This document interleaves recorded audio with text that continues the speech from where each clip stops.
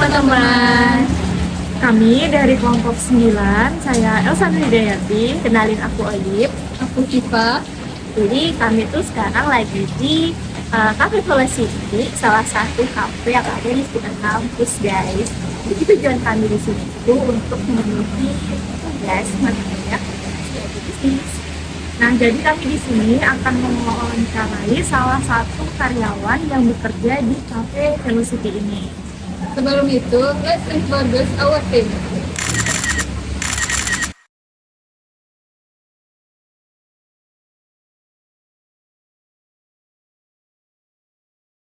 Halo teman-teman, jadi kami di sini sudah berada di Velocity Cafe dan sudah bersama salah satu karyawan dari Velocity Cafe. Boleh memperkenalkan diri, Bang?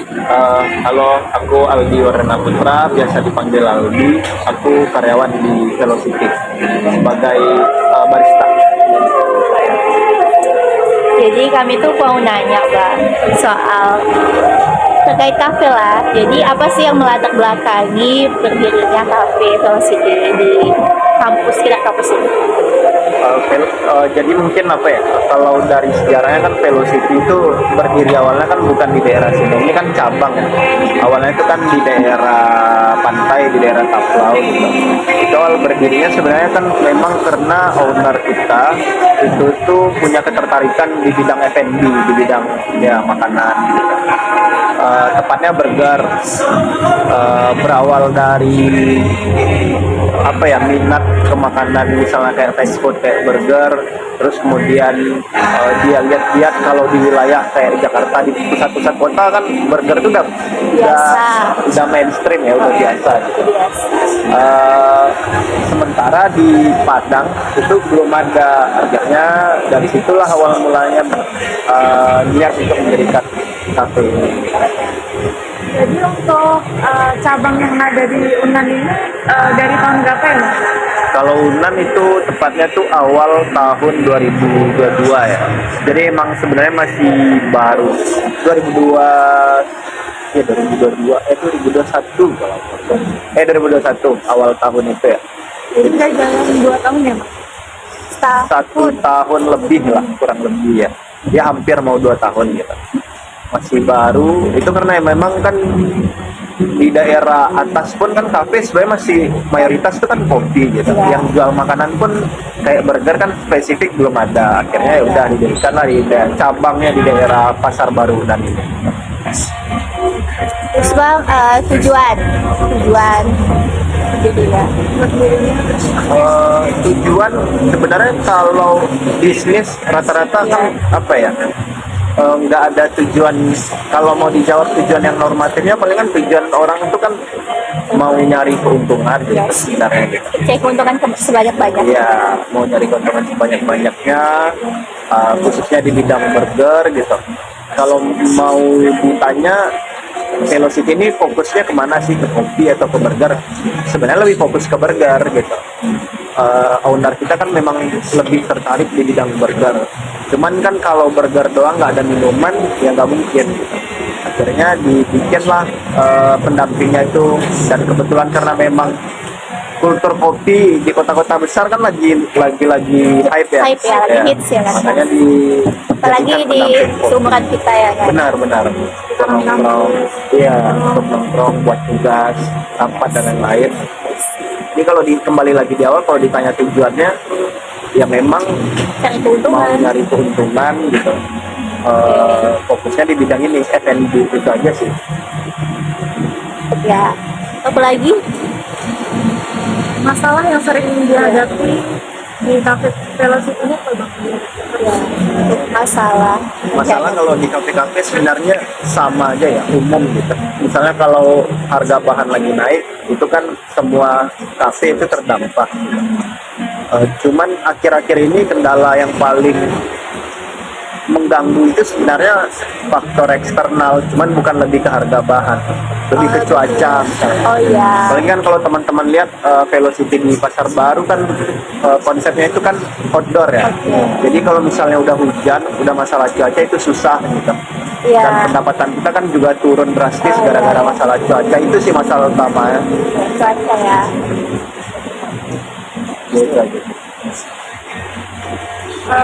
Untuk pensuplai kopinya itu sendiri, gimana cara Velocity berkomunikasi Komunikasikan ya.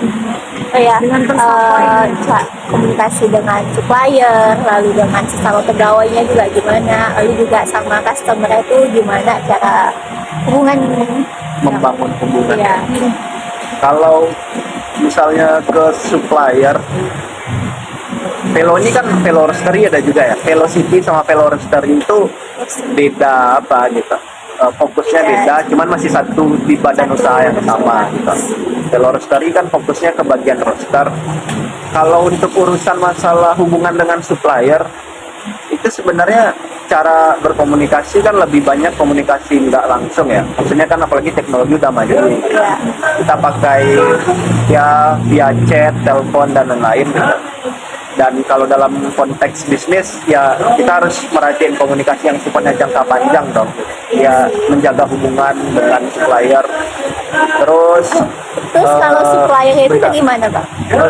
Kalau supplier bisa beda-beda gitu. Oh, dari banyak Ya, orang. tergantung. Kalau untuk kopinya, Makanya aku bilang tadi kalau untuk komunikasi itu nggak jadi masalah. Oh, Yang yes. jadi masalah untuk supplier itu apakah stoknya itu ada atau oh enggak. ya, ya. Itu yang jadi masalah sering. Oh, iya. Kalau untuk ke customer, ya pelayanan yang kita berikan itu sebenarnya memang apa ya, standar SOP pelayanan prima di kafe-kafe pada umumnya gitu. Harus senyum, harus sopan, ramah ke customer gitu. Karena memang yang mau dicari itu kan customer yang loyal ya gitu. Dan mereka bisa loyal ya kita harus gitu, kita harus jaga bagaimana mood mereka dong di kafe. Ya. Terus kalau dengan karyawan, komunikasi dengan karyawan sebenarnya antara manajer karyawan atau owner dengan manajer kemudian ke karyawan gitu. Itu apa ya, lebih ke ya kalau misalnya secara profesional kan kita ada SOP gitu, cuman kan nggak cukup aja untuk membangun kultur kerja yang baik dengan SOP, ya harus bisa dekat secara personal gitu.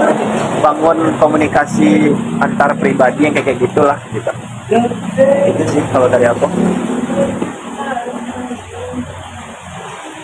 Lagi? Oh, satu lagi Bang. Terus sistem pelayanan ke customer untuk cafe Velo ini gimana? Kan ada langsung, Maksudnya ya kurang lebih sama sih tadi. ada nggak kalau melalui aplikasi Gojek? Oh ada, maksudnya orang bisa ngakses ini gimana Iya, ya? Ya pertama bisa langsung datang ke gerainya kan, Iya. bisa langsung datang pesan langsung gitu. Terus bisa lewat GoFood Iya. atau bisa lewat Grab gitu. Kalau memang apa namanya mau yang online gitu, ya gitu-gitu aja sih. Yes. Jadi gitu guys. Jadi kalau mau pesan langsung bisa situ.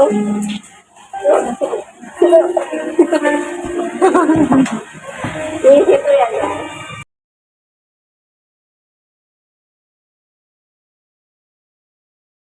Jadi Bang, cara menjalin komunikasi dengan pensuplai kopi terutama, kita juga harus membangun kepercayaan ya Bang kepada mitra, sehingga jika supplier itu percaya sama kafe kita, dia juga bisa berdiskusi apabila terdapat kenaikan harga atau segala macam. Iya. Jadi mereka kalau ada apa-apa misalnya komunikasinya bisa langsung ke kita. Gitu. Bisa didiskusikan ya. Iya, benar-benar. Oke. Kurang lebih mungkin itu sih kalau dari aku.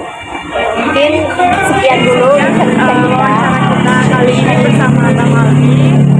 Terima kasih kepada Bang Aldi telah menyempatkan waktunya untuk bisa memberikan informasi sedikit banyaknya mengenai Cafe Velocity ini. Kalau ingin tahu lebih lanjut bisa datang langsung ke sini ya guys. Kalau situ. Terima kasih.